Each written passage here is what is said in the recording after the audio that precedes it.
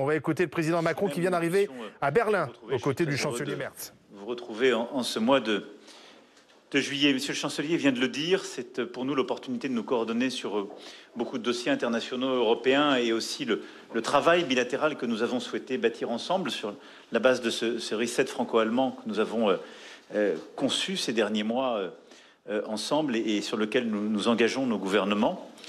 Et c'est ce travail que nous poursuivrons avec une visite bilatérale à la fin du mois d'août et un conseil des ministres franco-allemands et un conseil franco-allemand de défense et de sécurité qui se tiendra à Toulon à la fin du mois d'août.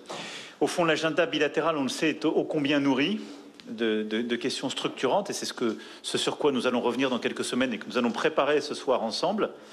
En matière de défense et de sécurité, à un moment où nous réinvestissons, où nous avons aussi des programmes communs qui sont importants pour nous, qu'il s'agisse d'avions de combat ou de chars du futur, au moment où nous sommes en train d'investir aussi massivement dans l'intelligence artificielle, dans les technologies vertes, et où la convergence entre nos deux pays, qu'il s'agisse de défense, de sécurité, qu'il s'agisse de transition énergétique, qu'il s'agisse également d'intelligence artificielle et de quantique, est absolument clé pour gagner en efficacité, en taille critique, en coopération. Et nous portons cette volonté. De la même manière, nous voulons continuer d'impulser ce en quoi nous croyons très profondément l'un et l'autre dans l'agenda européen. Plus de compétitivité, plus de simplification, des mises en œuvre rapides, une capacité à pousser les réformes et les investissements dans tous ces domaines critiques, une Europe qui fonctionne mieux, plus vite, et qui relance sa croissance, qui sait aussi régler ses grands défis en matière d'énergie ou en matière spatiale. Cet agenda est aussi structuré par l'actualité, c'est pourquoi nous reviendrons sur les questions commerciales. Nous allons nous coordonner ce soir après les échanges des derniers jours. Nous avons été en contact permanent avec Monsieur le Chancelier, également avec notre collègue italienne, nos autres collègues européens et avec la présidente de la Commission pour suivre, impulser, coordonner notre réponse aujourd'hui à l'offensive tarifaire qui a été lancée avec une volonté que nous partageons, c'est de donner de la stabilité et d'avoir les tarifs les plus bas possibles. Mais également, évidemment, d'être respectés comme des partenaires que nous sommes, qui avons toujours été des acteurs conformes aux règles du commerce international que nous nous étions donnés et auxquelles nous continuons de croire. Et donc, dans ce contexte-là, les négociations sont en cours. Je ne vais pas ici revenir sur ces détails techniques, mais l'objectif est d'avoir une vraie convergence entre nous et avec, évidemment, la présidente de la Commission européenne pour avoir la finalisation la plus rapide et la meilleure possible du sujet tarifaire. Enfin, nous reviendrons sur les sujets de crise et de sécurité. Évidemment, le soutien à l'Ukraine et la défense en Europe, dans un contexte préoccupant. Mais je veux ici vraiment saluer la qualité du travail que nous avons su bâtir ensemble ces derniers mois et le travail que nous avons ensemble, que nous effectuons aussi avec le Premier ministre Keir Starmer et avec le Premier ministre Donald Tusk, et qui nous a conduit vraiment à structurer cette coalition des volontaires, qui, je crois, a été un élément clé pour tenir les Européens et même d'autres alliés ensemble et faire bouger les choses, comme on l'a vu à la dernière réunion que nous avons tenue. Et nous reviendrons également, évidemment, sur ce qui se passe au Proche et Moyen-Orient, dans un contexte où nos deux pays, ainsi que les Britanniques, ont une responsabilité particulière dans le cadre du traité de non-prolifération nucléaire, dit JCPOA, de l'Iran, puisque, comme vous le savez, la clause de snapback, dans quelques semaines, sera activable. Et nous avons donc des responsabilités à exercer pour réengager des débats qui permettront à cette région de vivre durablement en sécurité. Je ne serai pas plus long, mais vous voyez combien les sujets sont d'ampleur et combien l'amitié personnelle entre nous, entre nos deux pays, et notre volonté, au fond, de saisir ce moment pour aller de l'avant et accélérer nos agendas réciproques et européens est essentielle. En tout cas, je remercie Monsieur le Chancelier, cher Friedrich, de cette invitation, du temps pris et de la discussion que nous allons avoir. Vielen Dank, Friedrich. Vielen Dank. Vielen Dank, meine Damen und Herren. Bis später. Merci beaucoup. Merci beaucoup, mesdames et messieurs. Voilà, le président français et le chancelier allemand qui se sont retrouvés donc à Berlin pour un dîner de travail avec au menu bien sûr les questions de défense, le conflit entre la Russie et l'Ukraine, mais aussi les négociations sur les droits de douane entre l'Europe et les États-Unis à une semaine de l'échéance. Thierry Arnaud, visiblement ils s'entendent bien les deux. Ils ne se connaissent pas depuis très longtemps. Mais il y a quand même entre le chancelier Merz et Emmanuel Macron un courant qui passe bien. Oui, ça n'a pas été dit comme ça publiquement, mais il est clair que le départ d'Olaf Scholz a été accueilli, sinon avec joie, au moins avec soulagement à Paris. La relation entre Emmanuel Macron et le chancelier allemand Olaf Scholz n'était pas bonne. Il était perçu comme vraiment celui qui empêchait les sujets d'avancer, l'aide à l'Ukraine, les questions européennes, mais pas seulement. Et l'arrivée de Friedrich Merz, qui est donc aux affaires depuis le 6 mai, a été évidemment considérée comme une bonne nouvelle. Vous savez qu'entre le moment où il a été élu et le moment où il a pris ses fonctions de chancelier, plusieurs semaines se sont passées pour constituer sa coalition et son gouvernement. Mais même pendant cette période, il était déjà à l'œuvre, son équipe était à l'œuvre pour travailler à ce rapprochement avec la France, avec les équipes d'Emmanuel Macron, avec les diplomates français. Et donc, sur tous les sujets, il y a eu véritablement un rapprochement. Est-ce qu'on est parfaitement aligné sur tous les sujets ? On va y revenir. Non, on va y revenir. Mais pour autant, effectivement, le rapport est très bon.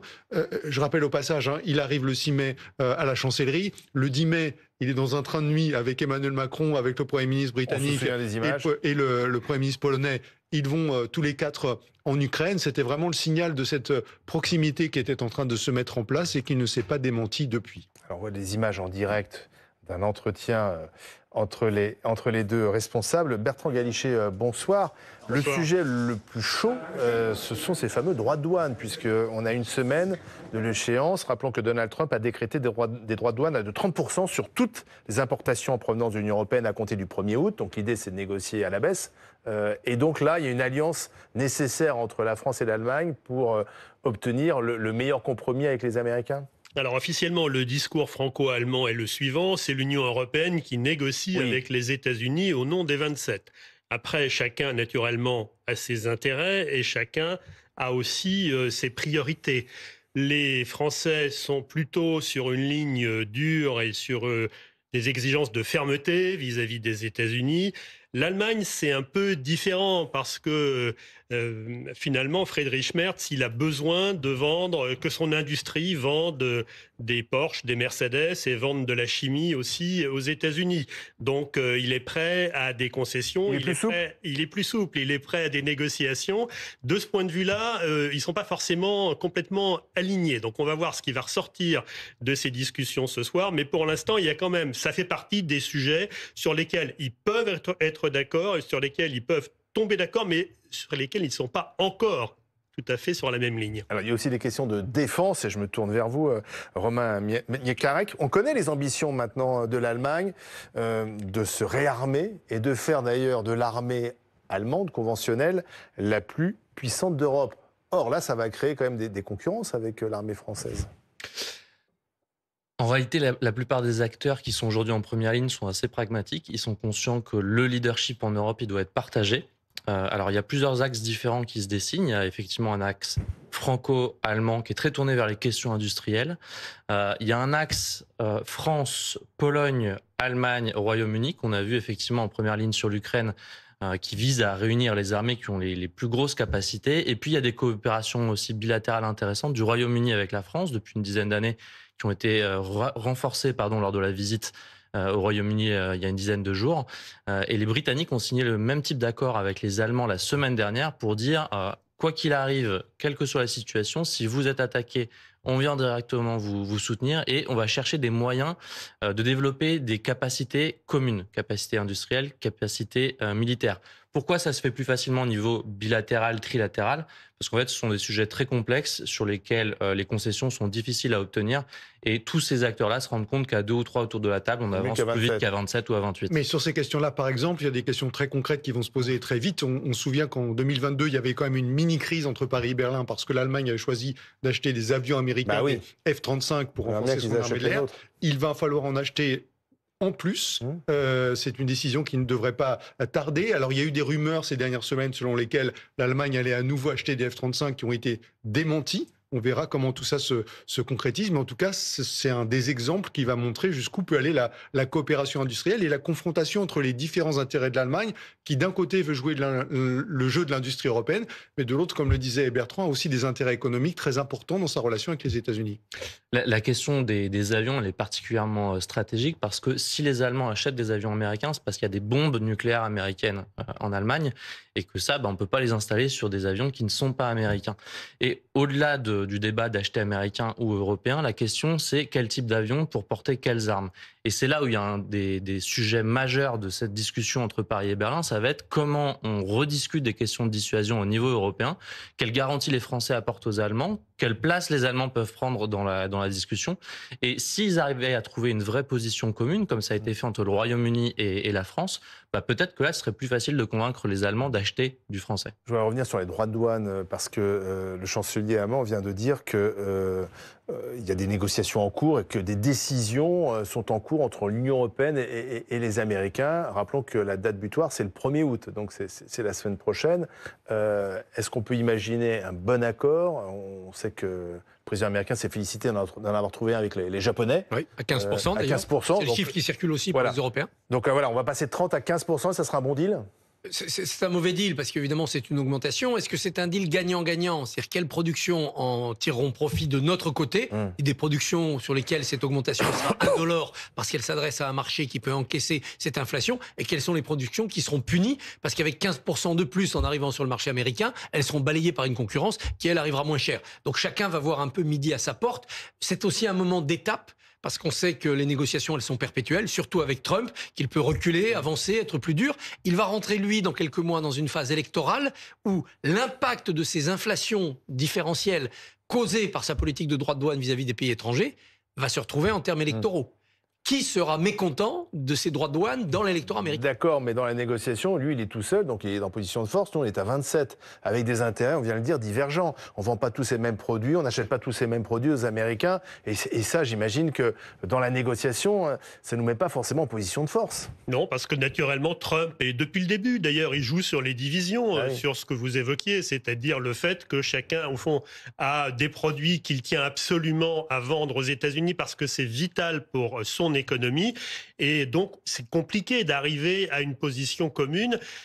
Est-ce que l'Union européenne de Madame von der Leyen va arriver à lisser tout ça et à faire une proposition de groupe? C'est pas complètement certain, et on sent quand même dans les conversations entre Macron et Merz qu'il y a un peu de tiraillement, non seulement entre eux sur leurs priorités respectives, mais aussi sur le rôle que joue Madame von der Leyen dans cette négociation. Mais personne n'a trahi pour l'instant. Parmi les 27, personne n'a fait cavalier seul en disant « Moi, j'ai signé avec les Américains, je me moque des Européens ». On soupçonnait Mélanie, elle ne l'a pas fait. Pour l'instant. Ça, c'est pour l'instant. Mais Mme von der Leyen, elle a été nommée par des responsables politiques. Donc, quel est son mandat précis? Elle est censée faire plaisir à tout le monde? Ou est-ce qu'elle peut pencher d'un côté ou d'un autre? Elle essaye de finalement trouver une position commune, de trouver un moyen terme. Mais est-ce que c'est vraiment possible, compte tenu justement des différences très sensibles entre les 27 sur les priorités économiques? C'est pas du tout certain. Je pense qu'il y aura effectivement des perdants et des gagnants à la fin du jour, comme disent les Américains, c'est-à-dire qu'il y aura, par exemple, pour la première économie qui est l'économie européenne, qui est l'économie allemande, il y aura probablement quelques sacrifices à faire sur des points importants de leur industrie. Lesquels? Parce que l'industrie automobile allemande ne va pas très bien, par exemple. Là-dessus, je pense qu'ils vont batailler. Ils vont pas se laisser faire parce que c'est vital pour eux. Nous qu'est-ce qu'on a à défendre véritablement en France? On a, comme on le sait, le vin, l'agroalimentaire, tous les produits qui sont liés à notre agriculture. Et c'est aussi pour ça que la France et l'Allemagne ne sont pas d'accord, par exemple, sur le Mercosur. Thierry Arnaud, on a coutume de dire que ce couple franco-allemand, il est vital pour que l'Europe fonctionne bien. C'est sûr qu'on a connu meilleure entente. On se souvient de ces couples franco-allemands qui fonctionnaient très très bien, du temps de Mitterrand, de Giscard, de Gaulle ou même de Chirac avec Schröder. Pourquoi c'est plus le cas aujourd'hui? Parce qu'il y a eu des intérêts divergents, des coalitions fragiles du côté allemand comme du côté français, des intérêts nationaux qui ont pris le pas sur la coopération, et parce qu'il y avait aussi singulièrement des visions divergentes et une mésentente personnelle s'agissant du couple Scholz-Macron. Et c'est la raison pour laquelle ressurgit un petit peu l'espoir, effectivement, de la capacité d'un moteur franco-allemand à redémarrer à l'occasion de l'arrivée de Friedrich Merz à la chancellerie. Et Merkel-Sarkozy, Merkel-Hollande, c'était pas brillant non plus. Merkel-Sarkozy, ça fonctionnait pas. Voilà. Et il y a un autre point qui m'inquiète maintenant, et là c'est Merz le responsable, c'est que les Allemands vont lancer un grand emprunt, vont se mettre sur les marchés. Cet emprunt va être séducteur, séduisant. Pour financer notamment la relance d'une défense. Le réarmement. 100 milliards d'euros, le réarmement de l'Allemagne. Mais les liquidités mondiales vont aller vers l'emprunt allemand. C'est peut-être des liquidités qui ne viendront pas vers la France et ça peut faire monter les taux d'intérêt. C'est-à-dire la France va emprunter plus cher parce que l'emprunt allemand va éponger une partie des liquidités. Mais justement, est-ce que l'armée allemande pourrait être plus forte que l'armée française à terme? Non. Non. Alors, en fait, on peut pas comparer des choses comme ça. Il n'y a pas un moment où on va mettre sur un ring les 250 000 bonshommes de chaque côté et leur dire battez-vous.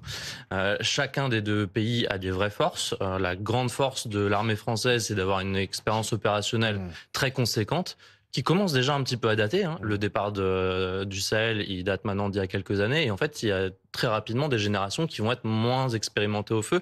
Donc ce savoir-faire, il peut très rapidement être perdu. La grosse force de l'Allemagne, c'est une économie forte. Oui. Et cette économie forte, elle leur permet aujourd'hui de faire des efforts, notamment en termes de capacité à s'endetter, que la France va avoir du mal à faire.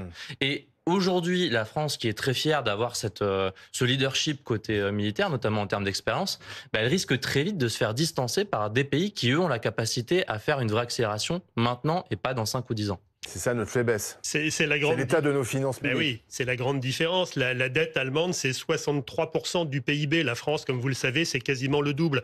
Donc l'Allemagne est riche. Elle a une croissance qui pour l'instant est faible, mais qui va s'améliorer. Les prévisions de la Bundesbank disent que ça va grimper dès 2026-2027, après des années de récession. Mais elle a, je dirais, un pactole, parce que justement, elle est très peu endettée. Et donc, elle peut emprunter, elle peut dépenser, notamment pour se réarmer. Elle a effectivement un manque qui est le savoir-faire, parce que la Bundeswehr, elle est vraiment pas opérationnelle. C'est le nom de l'armée allemande. Il faut tout reconstruire, voilà. La France est riche aussi. Il y a l'épargne des Français, un grand emprunt national dans l'épargne des Français, auprès des Français. Prêtez votre argent pour un effort de défense, de rattrapage budgétaire. 1, ça serait peut-être populaire. 2, ça serait à mon avis financièrement efficace.